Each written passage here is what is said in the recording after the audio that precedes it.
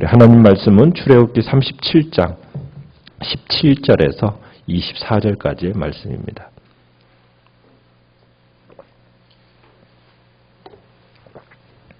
출애굽기 37장 17절에서 24절의 말씀 교독하겠습니다.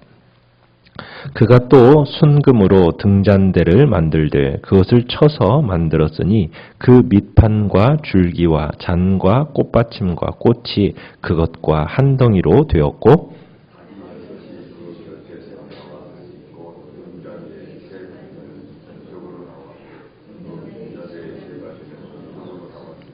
이쪽 가지에 살구꽃 형상의 잔 셋과 꽃받침과 꽃이 있고 저쪽 가지에 살구꽃 형상의 잔 셋과 꽃받침과 꽃이 있어 등잔대에서 나온 가지 6이 그러하며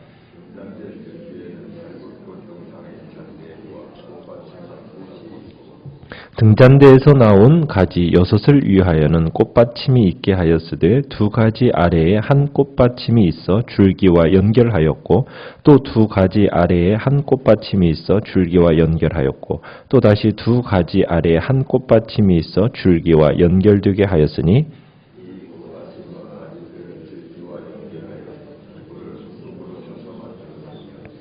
등잔 7과 그 불집게와 불똥그릇을 순금으로 만들었으니 등잔대와 그 모든 기구는 순금 1달란트로 만들었더라. 아멘.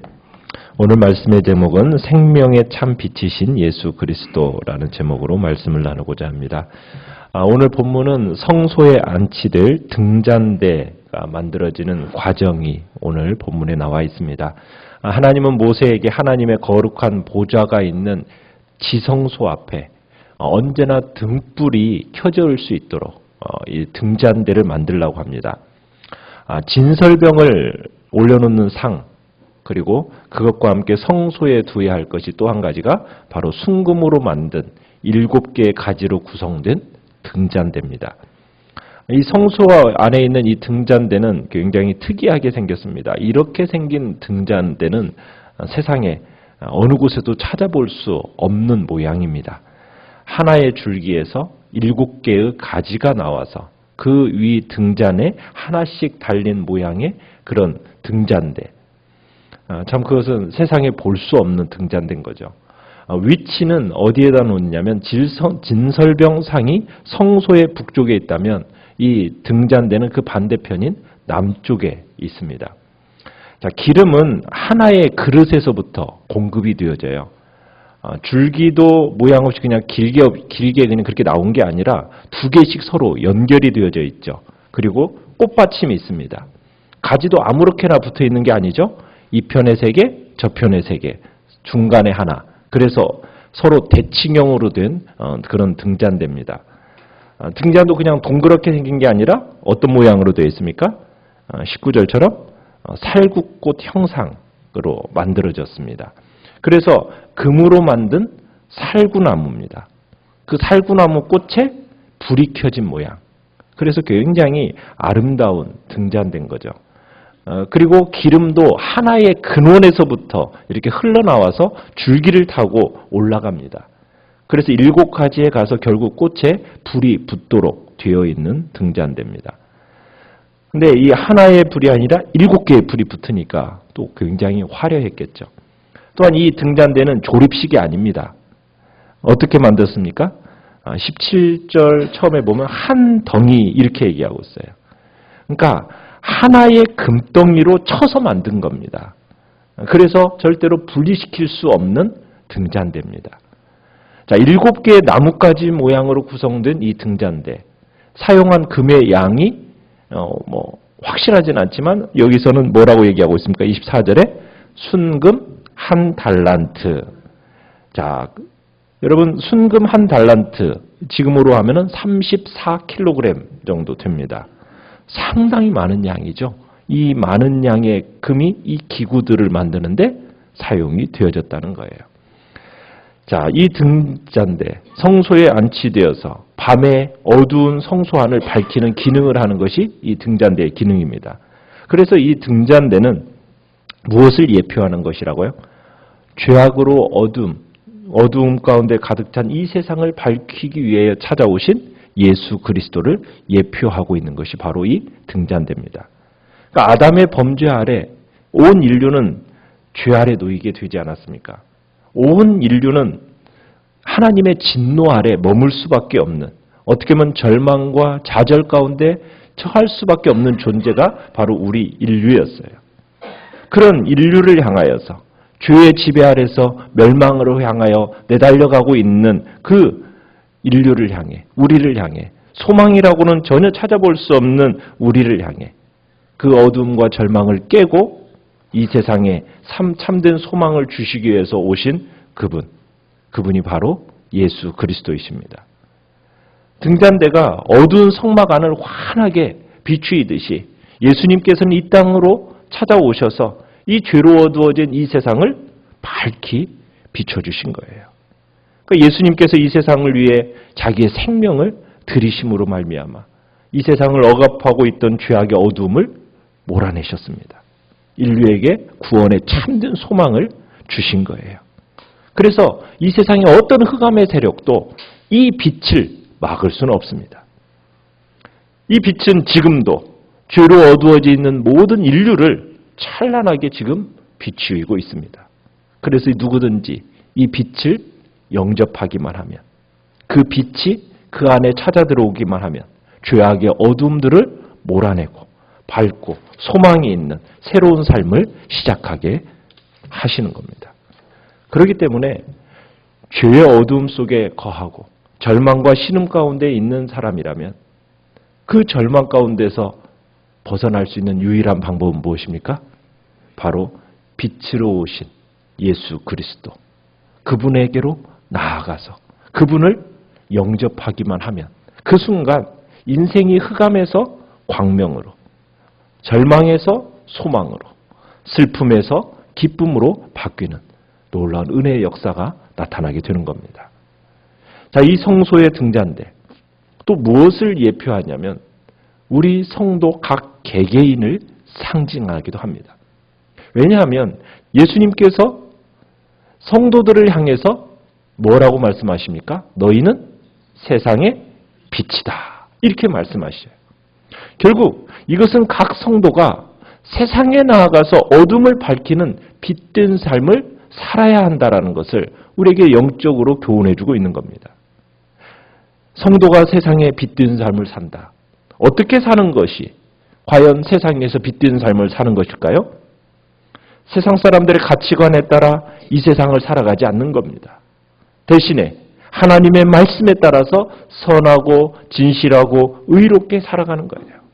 그때 세상 사람들이 우리 믿는 자들의 그 의로운 행실을 보고 하나님의 살아계심을 인정해야 되고 그들도 그런 삶으로 살도록 인도하게 된다고 얘기하고 있어요. 산상수훈 마태복음 5장 16절에 너희 빛을 사람 앞에 비추게 하여 너희로 그 너희 착한 행실을 보고 하늘에 계신 너희 아버지께 영광을 돌리게 하라. 에베소서 5장 8절에서도 하나님은 우리를 빛의 자녀다라고 부르고 계세요. 그러니까 우리는 이 세상을 밝히는 빛으로 부름을 받은 겁니다. 그러기에 세상의 빛으로서 살아가야 되는 거예요. 우리는 어두운 사회를 바라보면서 비판만 해서는 안 됩니다. 세상이 왜 이런가? 비판해서는 안 돼요. 여러분, 세상이 어두운 것은 당연한 겁니다. 그럼 무엇이 문제입니까? 세상이 빛된 삶을 살아가는 성도들이 빛을 비추이지 못하는 것이 문제인 겁니다. 어떻게 보면 어두움이 짙을수록 빛이 더욱 필요한 겁니다. 세상이 어두울수록 우리의 빛된 삶은 더욱 필요한 겁니다. 우리 모든 성도들이 빛된 삶을 살아간다면 이 사회의 모든 부분에 빛이 비춰서 결국 이 사회가 밝고 환한 사회가 되어지는 겁니다. 우리는 세상을 비판할 존재가 아니요. 우리가 세상의 빛을 비추이지 못하는 것에 대한 한탄과 회개가 있어야 되는 겁니다. 우리는 이 사회를 밝히는 빛으로 거룩한 삶을 살겠다라는 결단이 우리 안에 있어야 되는 거죠.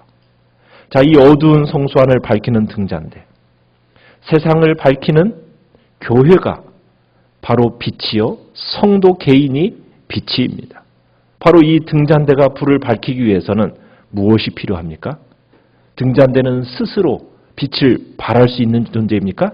아니죠. 무엇이 필요해요? 반드시 기름이 필요합니다. 기름이 없는 등잔대, 있으나 마나한 거 아닙니까? 그래서 성경에서 이 기름은 무엇을 상징한다고요? 성령을 상징합니다. 등잔대가 성소안을 밝히기 위해서는 기름이 필요했듯이 우리 교회가, 성도가 세상에 그 빛을 발하기 위해서는 절대적인 성령의 도우심이 필요한 거예요. 성령의 도우심을 덧입어야만 되는 것입니다. 그러니까 교회와 성도가 어두운 세상을 비추는 등잔대로서의 역할을 감당하기 위해서 반드시 성령의 도움을 힘입어야 되는 겁니다. 성령의 도우심이 없이는 우리는 아무것도 할 수 없는 존재들입니다.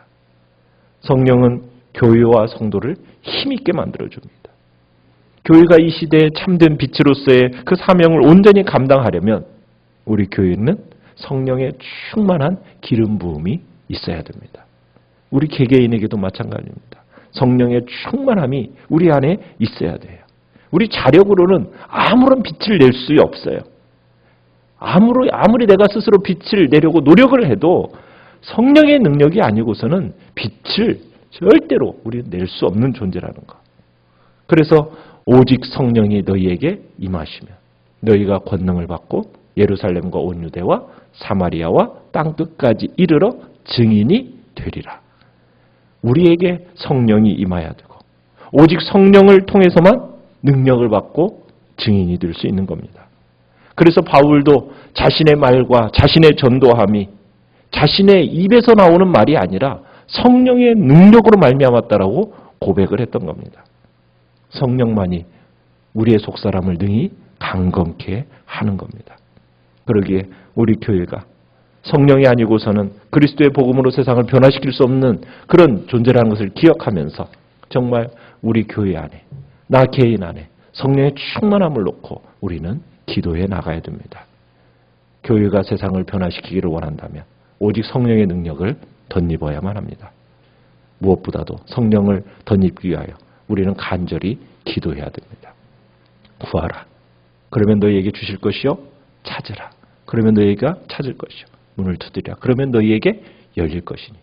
구하는 이마다 얻고 찾는 이마다 찾고 두드리는 이마다 우리에게 주신다고 약속하고 계십니다. 우리에게 가장 좋은 것을 주신다고 약속하신 주님. 무엇이 가장 좋은 것일까요? 바로 성령이 가장 좋은 것입니다. 그래서 우리는 이 시간에도 성령이 우리 가운데 충만하게 임하기를, 성령의 능력이 기름 붓듯이 물 붓듯이 우리 안에 부어지는 역사를 놓고 기도해야 됩니다. 개인과 교회가. 그래서 이 땅 가운데서 이 빛된 사명을 감당할 수 있게 해달라고 우리는 기도해야 될 것입니다. 오늘날 영적으로 어두워진 이 시대 가운데 가장 필요한 것, 어둠을 몰아낼 수 있는 참된 빛, 그분은 바로 예수 그리스도시요.